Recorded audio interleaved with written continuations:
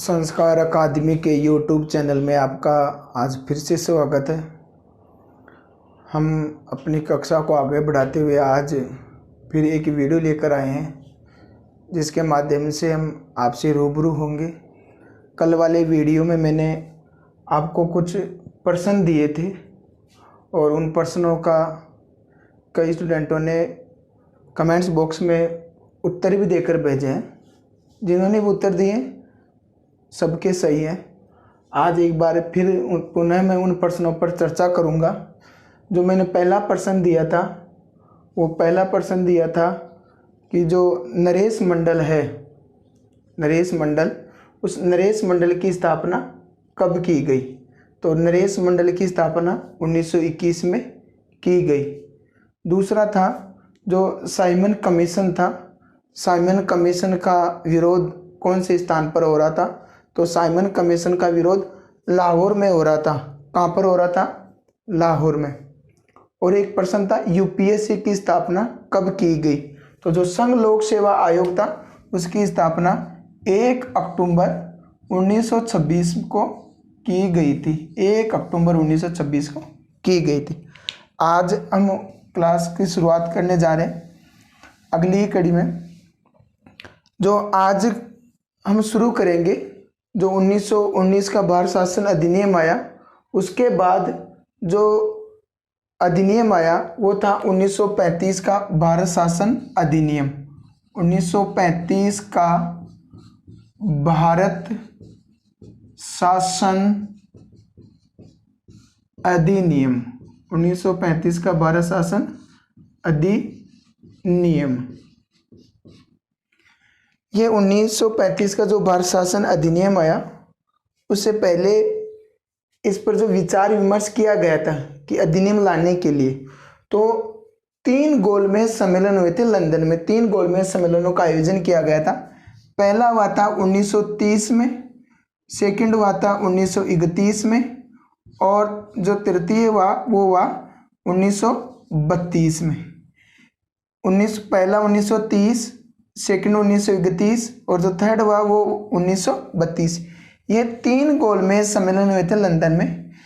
इन तीनों गोलमेज सम्मेलनों का जो आयोजन करने का जो मुख्य उद्देश्य था वो था भारत में संवैधानिक सुधार करना, भारत में संवैधानिक सुधार करना। और इन गोलमेज सम्मेलनों के बाद ब्रिटिश संसद ने 1933 में, ब्रिटिश संसद ने 1933 में एक श्वेत पत्र यानी व्हाइट लेटर जारी करती है।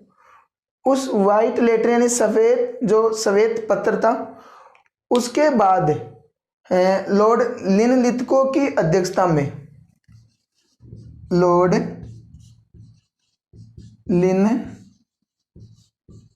लिनलिथगो की अध्यक्षता में एक संयुक्त समिति का गठन किया जाता है।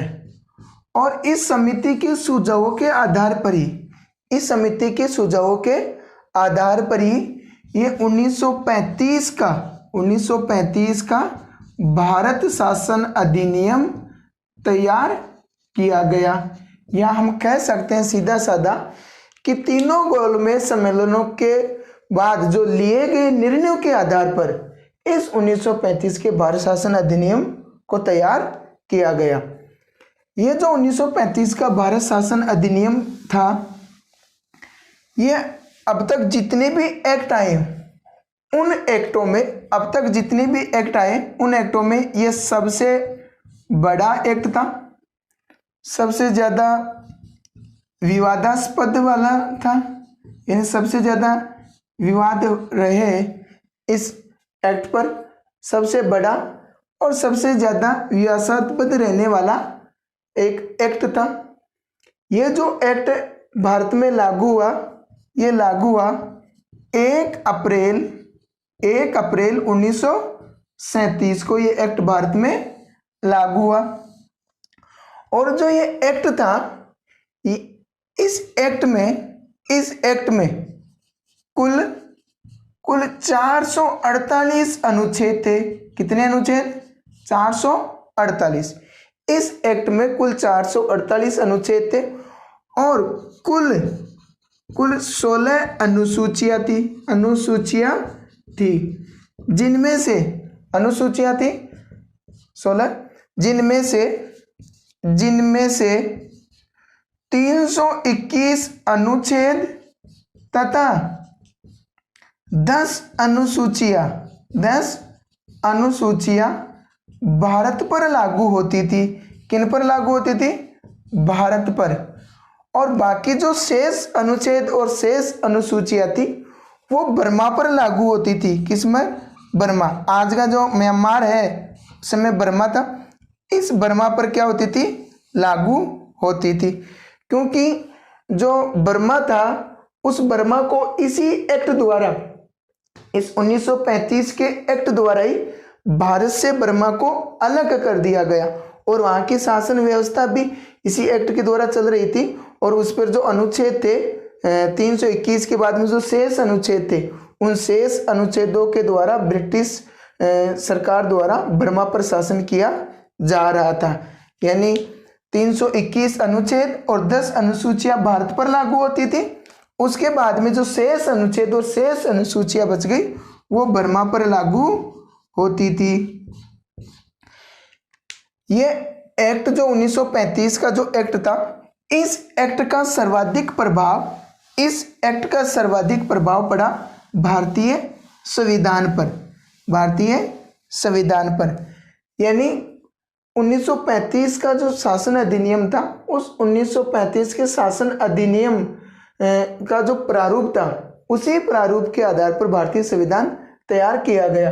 यानी लगभग 60% हिस्सा इस 1935 के भारत शासन अधिनियम का हुबहू ऐसे कैसे नाम और शब्दावली बदलकर भारतीय संविधान में रखी गई। इस कारण भारतीय संविधान सर्वाधिक ऋणी इस 1935 के भारत शासन अधिनियम का रहा। और इस एक्ट में जो 1909 में जो प्रावधान किए वो 1919 का जो एक्ट था भारतीय शासन अधिनियम, उसमें प्रस्तावना या उद्देशिका को सम्मिलित किया गया था। तो इस एक्ट में भी प्रस्तावना व या उद्देशिका को शामिल किया गया था। उद्देशिका को भी शामिल किया गया था। यानी प्रस्तावना, यानी इस एक्ट की खुद की प्रस्तावना थी जिसमें भारत में पूर्णतः उत्तरदायी शासन की स्थापना करने का प्रावधान किया गया था इस एक्ट के तहत। अब इसके बाद में जो इस एक्ट की जो मुख्य विशेषता है उन मुख्य विशेषताओं पर हम चर्चा करेंगे। इस एक्ट की जो मुख्य विशेषताएं हैं इन मुख्य विशेषताओं पर क्या करेंगे? विशेषताएं चर्चा करेंगे। इसकी जो पहली विशेषता थी उसमें था जो अखिल भारतीय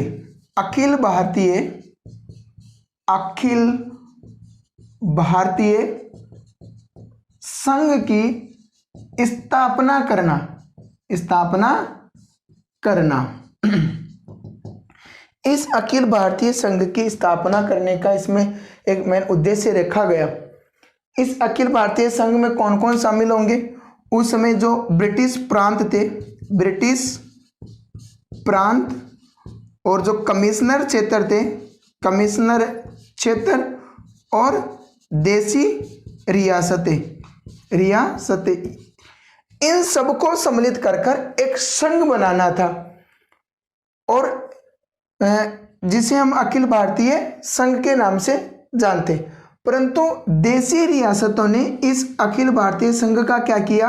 विरोध किया और विरोध करने के कारण इस अखिल भारतीय संघ की स्थापना नहीं हो सकी। और यहाँ से बढ़िया प्रश्न बनता है कि भारत में राजनीतिक एकीकरण की शुरुआत कब से मानी जाती है? भारत में राजनीतिक एकीकरण का जो पहली बार जो प्रयास किया गया वो इस 1935 के एक्ट से किया गया था, अखिल भारतीय संघों की स्थापना करके। इसमें ब्रिटिश प्रांत शामिल किए गए, कमिश्नर क्षेत्र को शामिल किया गया और देसी रियासतों को शामिल करना था। परंतु देशी रियासतों ने इनका विरोध किया। विरोध करने के कारण इस अखिल भारतीय संघ की स्थापना नहीं हुई। अगर हो जाती तो जो राजनीतिक एकीकरण का जो प्रयास था वो सफल हो जाता, परंतु राजनीतिक एकीकरण का जो पहला प्रयास किया गया था वो इसी एक्ट के तहत किया गया था। इसके बाद में जो इसकी और मुख्य विशेषता रही वो विशेषता थी प्रांत, यानी केंद्र में द्वैध शासन की। केंद्र में क्या करना? केंद्र में द्वैध शासन की स्थापना करना, द्वैध शासन की स्थापना करना। आपने देखा होगा 1919 जो 1919 था, उस 1919 के भारत शासन अधिनियम में प्रांतों में द्वैध शासन प्रणाली थी। तो इस प्रांतों से द्वैध शासन प्रणाली को, प्रांतों से जो द्वैध शासन प्रणाली थी, इस द्वैध शासन प्रणाली को समाप्त करके अब इसको केंद्र में लागू करने का उद्देश्य रखा गया। और केंद्र में जो द्वैध शासन प्रणाली शुरू की गई, इसके तहत जो 2 सदन थे, एक होती थी विधानसभा और एक होता था एक सदन राज्य परिषद। ये उस समय का प्रथम सदन कहलाता था और ये द्वितीय सदन कहलाता था। इसमें कुल सदस्य हुआ करते थे 375, जिसमें से 250 सदस्य तो क्या होते थे? निर्वाचित होते थे। क्या होते थे? निर्वाचित। और बाकी जो शेष रहे 125 सदस्य, ये 125 सदस्य होते थे देशी रियासतों से मनोनीत होते थे। इस सदन का जो कार्यकाल था, ये कार्यकाल 5 वर्ष का हुआ करता था। कितने वर्ष का? 5 वर्ष का। ये जो राज्य परिषद हुआ करती थी, इसमें कुल सदस्य 260 होते थे, 260, जिसमें से 156 सदस्य तो निर्वाचित होते थे। क्या होते थे? निर्वाचित। और जो 104 सदस्य होते थे, 104 सदस्य ये देशी रियासतों से मनोनीत होते थे, मनोनीत किए जाते थे। ये एक स्थायी सदन था और इसमें जो सदस्य हुआ करते थे, उन सदस्यों का जो कार्यकाल था, वो कार्यकाल था 6 वर्ष। कितना? 6 वर्ष। सदन स्थायी था, परंतु जो सदस्य थे उनका कार्यकाल 6 वर्ष का हुआ करता था। और प्रत्येक इस राज्य परिषद में से प्रत्येक 2 वर्ष बाद 1/3 सदस्य क्या होते थे? सेवानिवृत्त हो जाते थे। सेवानिवृत्त यानी रिटायर्ड, जिनका कार्यकाल पूरा हो गया, वो 1/3 सदस्य प्रत्येक 2 वर्ष बाद में, तथा 1/3 सदस्य ही निर्वाचित होते थे। जितनी सीट खाली हुई उतनी सीट वापस पुनः निर्वाचित कर ली जाती थी। तो ये राज्य परिषद थी, उसमें 260 सदस्य थे, 156 सदस्य निर्वाचित होते थे और 104 सदस्य देशी रियासतों से मनोनीत होते थे। ये स्थायी सदन था, इसका कोई कार्यकाल नहीं था, परंतु जो सदस्य होते थे उनका कार्यकाल 6 वर्ष का था। और प्रत्येक 2 वर्ष बाद 1/3 सदस्य सेवानिवृत्त हो जाते तथा 1/3 सदस्यों को पुनः निर्वाचित कर लिया जाता था, नए सदस्य। ये केंद्र में द्वैध शासन प्रणाली लागू की गई थी, प्रांतों से समाप्त कर इस 1935 के भारत शासन अधिनियम द्वारा। उसके बाद में इस 1935 के भारत शासन अधिनियम द्वारा ही भारत में संघीय न्यायालय की स्थापना की गई। संघीय न्यायालय उसको कहते हैं हम फेडरल कोर्ट। आपने पढ़ा होगा, पिछले वाली वीडियो में देखा होगा, 1973 में 1773 में रेगुलेटिंग एक्ट के तहत कलकत्ता में उच्चतम न्यायालय की स्थापना की गई। परंतु इस 1935 के भारत शासन अधिनियम के तहत संघीय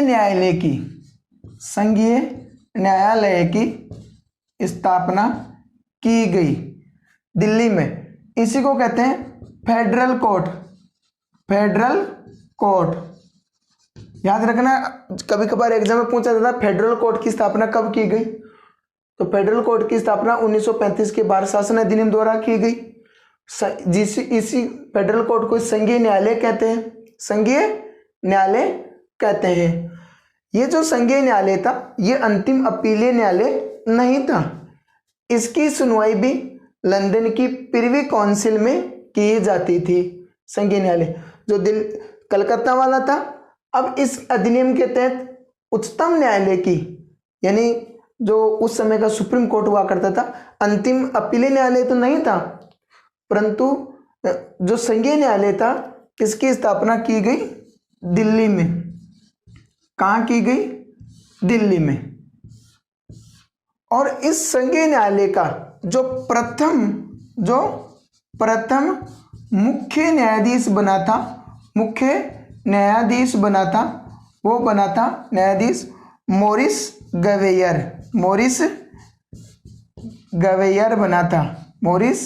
गवेयर बना था।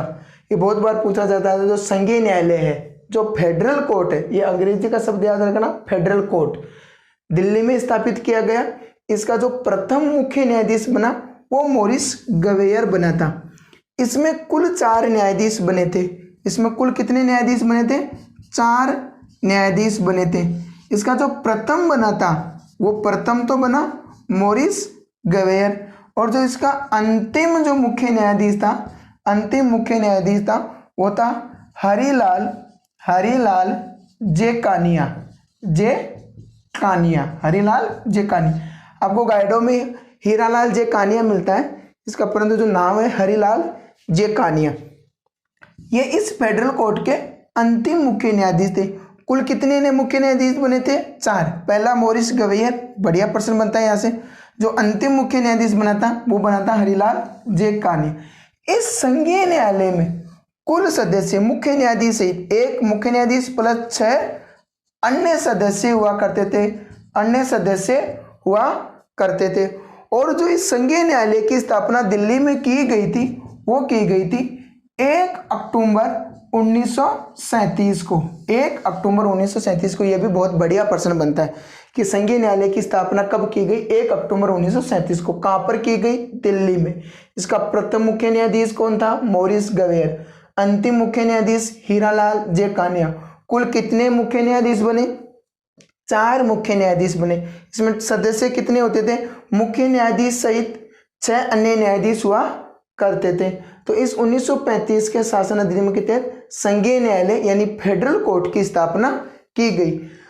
और बाद में जब भारत का संविधान लागू हुआ 26 जनवरी 1950 को, जब संविधान लागू हुआ, तो इसी संघीय न्यायालय को भारत का इसके स्थान पर सुप्रीम कोर्ट बना दिया गया। क्या बना दिया गया? Supreme court. आज भारत का जो सुप्रीम कोर्ट है वो भी दिल्ली में स्थित है। ठीक है। तो संघीय जैसे ही संविधान लागू होता है, इस संघीय न्यायालय यानी फेडरल कोर्ट को समाप्त कर दिया जाता है और इसको सुप्रीम कोर्ट में बदल दिया जाता है। और सुप्रीम कोर्ट का जो पहला मुख्य न्यायाधीश बना था, भारत में जो वर्तमान सुप्रीम कोर्ट है, उसके जो प्रथम मुख्य न्यायाधीश बने थे, वो भी हरिलाल जे कानिया ही बने थे। हरिलाल जे कानिया। इसके बाद इसकी और जो मुख्य विशेषता है, इसमें एक तो रेलवे जो बोर्ड प्राधिकरण था, उसकी क्या की गई? स्थापना की गई इसी अधिनियम के तहत। और जो वयस्क जो मताधिकार था,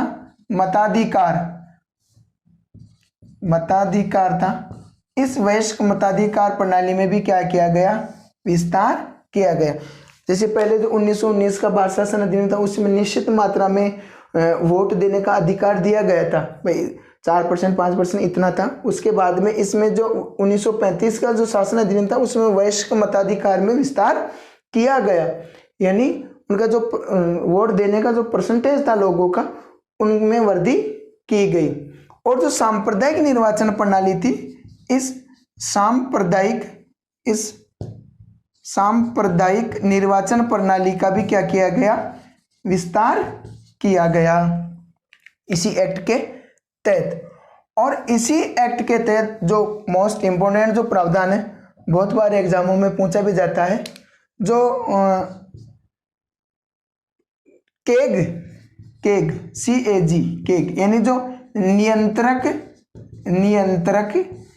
एवं जो महालेखा था, नियंत्रक एवं जो महालेखा परीक्षक हुआ करता था, इस नियंत्रक व महालेखा परीक्षक की नियुक्ति की गई। क्या की गई, नियुक्ति। आपने देखा होगा 1919 का जो शासन अधिनियम था, उसमें तो नियंत्रक महालेखा परीक्षक का पद सृजित किया गया था, परंतु 1935 के शासन अधिनियम के तहत ही पहली बार इस केग की यानी नियंत्रक और महालेखा परीक्षक की क्या की गई, नियुक्ति की गई।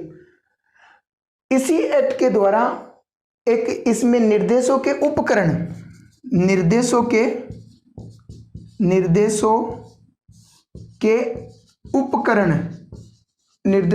उपकरण का भी उल्लेख मिलता है। निर्देशों के उपकरण, यही निर्देशों के उपकरण आज वर्तमान में जो हमारा भारतीय संविधान का जो भाग 4 है, उस भाग 4 में जो उल्लेखित है, राज्य के नीति निर्देशक तत्व, राज्य के जो नीति निर्देशक जो तत्व है, इनका भी उल्लेख मिलता है। यानी कह सकते हैं DPSP, directive principle state policy, ये जो निर्देशों के उपकरण थे, ये इन निर्देशों के उपकरण का भी उल्लेख इस 1935 के भारत शासन अधिनियम में ही मिलता है। परंतु जो एग्जाम में प्रश्न आता है, वो प्रश्न आता है नीति निर्देशक तत्व कहाँ से लिए गए। हमारा जो ऑब्वियसली उत्तर होता है वो हम कहते हैं आयरलैंड से। कहाँ से, आयरलैंड से। परंतु आप अब कंफ्यूज होंगे, आप कहेंगे कि आप तो 1935 के भारत शासन अधिनियम में बता रहे हैं। जो 1935 का भारत शासन अधिनियम जब तैयार हो रहा था और उसमें जब निर्देशों के उपकरण रखे, तो इस ब्रिटिश सरकार ने भी ये जो निर्देशों के उपकरण लिए गए थे, वो आयरलैंड से ही ग्रहण किए गए थे। और एग्जाम में जो भी प्रश्न माना जाता है, वो 1935 का भारत शासन अधिनियम नहीं मानते, वो डायरेक्ट आयरलैंड मानता है, और वही प्रश्न सही होता है। परंतु जो निर्देशों के उपकरण थे, इन निर्देशों के उपकरण का उल्लेख इस 1935 के भारत शासन अधिनियम में थे।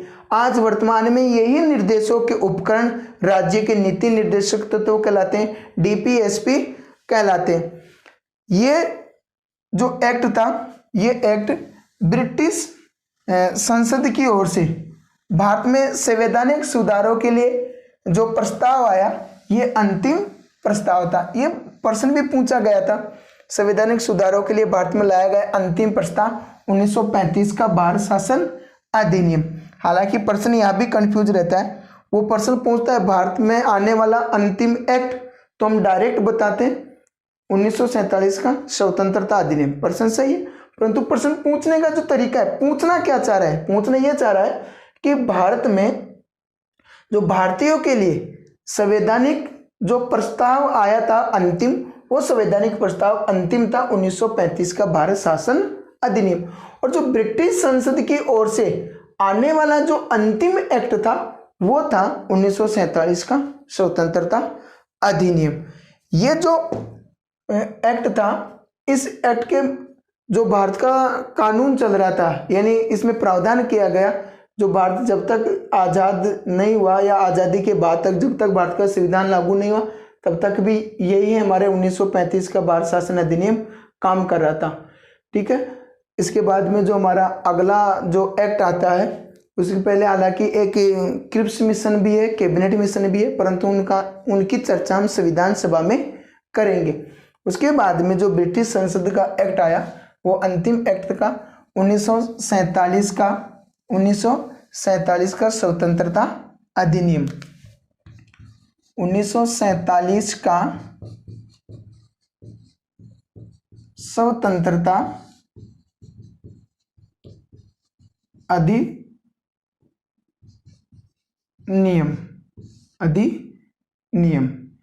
इस 1947 के अधिनियम के तहत भारत का क्या किया गया?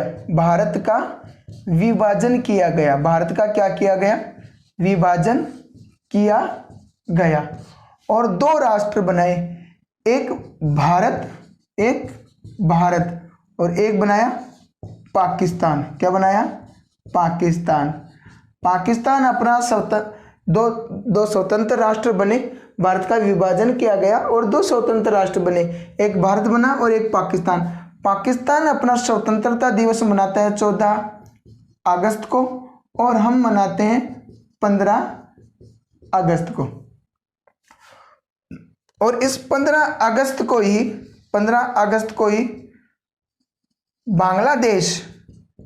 बांग्लादेश शोक दिवस के रूप में मनाती है। शोक दिवस के रूप में मनाती है। वो मनाने का कारण है कि जब 1974 में इंदिरा गांधी और शेख मुजिबुद्दीन जो रहमान थे उनके बीच एक समझौता हुआ था। उस समझौते के तहत बांग्लादेश और भारत की जो सीमाएं थी या जो दो गांव थे उनकी अदला बदली की गई थी। कुछ क्षेत्र भारत के पास थे बांग्लादेश के, तो भारत ने बांग्लादेश को लौटाए। कुछ भारत के क्षेत्र बांग्लादेश के पास थे जो बांग्लादेश ने भारत को लौटाए थे। उस प्रस्ताव से जो वहाँ के जो आतंकवादी संगठन था वो उनसे शेख मुजिबुद्दीन रहमान से नाराज हो गया और 15 अगस्त, ये समझौता हुआ था 1974 में, और 15 अगस्त 1975 को शेख मुजिबुद्दीन रहमान की हत्या कर दी गई। इसी कारण बांग्लादेश में शोक दिवस के रूप में मनाया जाता है 15 अगस्त को। और इस इंदिरा गांधी और शेख मुजिबुद्दीन रहमान के द्वारा जो प्रस्ताव तैयार किया गया था यह लागू नहीं हो पाया और इसको आज वर्तमान में जो सोवियत संविधान संशोधन द्वारा 2015 में नरेंद्र मोदी और वहाँ की जो प्रधानमंत्री शेख हसीना, जो शेख मुजिबुद्दीन रहमान की पुत्री थी शेख हसीना, वहाँ की अब वर्तमान में बांग्लादेश की जो प्रधानमंत्री शेख हसीना व नरेंद्र मोदी के बीच ये प्रस्ताव या समझौता हुआ 2015 में और भारत ने किया गया सोवियत संविधान संशोधन द्वारा। इस स्वतंत्रता अधिनियम के तहत ही अंग्रेजों ने देसी रियासतें थी उनको छूट दी गई और देसी रियासतों को कहा गया कि जो देसी रियासतें भारत में मिलना चाहती है वो भारत में मिले और जो पाकिस्तान में मिलना चाहती है वो पाकिस्तान में मिले, या जो स्वतंत्र रहना चाहती है वो स्वतंत्र रह सकती है। और जो इसी अधिनियम 1947 का जो स्वतंत्रता अधिनियम था इसके तहत अंग्रेजों ने ये प्रावधान किया गया, ये कहा कि जब तक दोनों देश भारत और पाकिस्तान जब तक अपना संविधान खुद नहीं बना लेते हैं या अपना संविधान तैयार नहीं कर लेते तब तक भारत और पाकिस्तान का शासन दोनों का ही इस 1935 के भारत शासन अधिनियम के तहत ही सुचारू रूप से चलाया जाएगा। तो आज की वीडियो में हमने दो प्रावधान देखे, 1947 का स्वतंत्रता अधिनियम और 1935 का भारत शासन अधिनियम। इन दोनों ही एक्टों को आज वर्तमान में हमारा भारतीय संविधान का एक अनुच्छेद है 395, अनुच्छेद 395। इस अनुच्छेद 395 में प्रावधान किया गया या उल्लेखित है कि 1935 का भारत शासन अधिनियम और 1947 का स्वतंत्रता अधिनियम, इन दोनों ही एक्टों को अनुच्छेद 395 के तहत क्या कर दिया गया? समाप्त कर दिया गया। वर्तमान में आज हमारा भारतीय संविधान है उसके तहत भारत में शासन संचालन होता है। और आज के वीडियो में हम जो मुख्य बातें देखी, सबसे महत्वपूर्ण है, एग्जाम की दृष्टि से भी सबसे महत्वपूर्ण टॉपिक है 1935 का भारत शासन अधिनियम और 1947 का स्वतंत्रता अधिनियम। और एक मैंने पिछले वाले वीडियो में चर्चा की थी 1919 का भारत शासन अधिनियम। ये तीनों चारों जो टॉपिक है ये महत्वपूर्ण टॉपिक है और मैंने आपको कहा था कि मैं वीडियो के अंत में आपको 2-3 प्रश्न दे के जाऊँगा। जिस पर आप अपने जो प्रतिक्रिया है वो कमेंट्स बॉक्स में दे। जो आज का जो पहला प्रश्न है वो पहला प्रश्न है,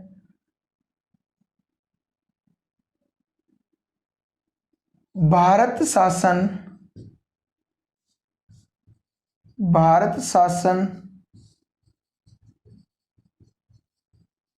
अधिनियम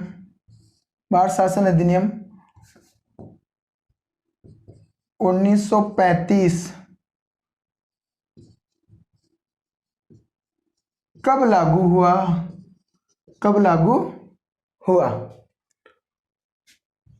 और एक प्रश्न है,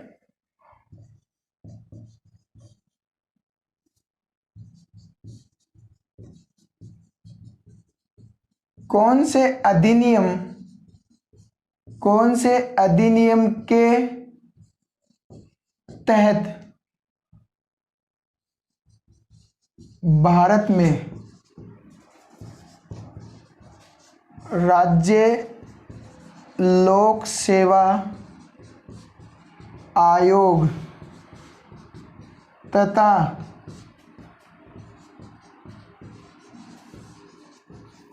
संयुक्त लोक सेवा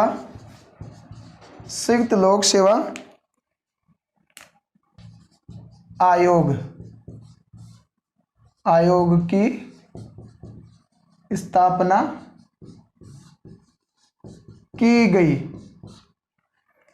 यानी राज्य लोक सेवा आयोग, जो वर्तमान में हम कह सकते हैं SPSC, state public services commission, और एक होती है JPSC, संयुक्त लोक सेवा आयोग की स्थापना भारत में कौन से अधिनियम के तहत की गई? बहुत बढ़िया प्रश्न है, मुझे जहाँ तक लगता है आप उत्तर दे देंगे। मैंने आज इस प्रश्न के बारे में आज की वीडियो में चर्चा नहीं की, परंतु आप इसका उत्तर दे देंगे आराम से। तीसरा जो प्रश्न है वो है, भारत में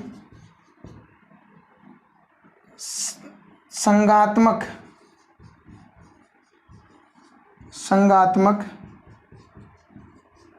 शासन की शुरुआत कब से मानी जाती है? आपको वो सन बतानी है या अधिनियम बताना है।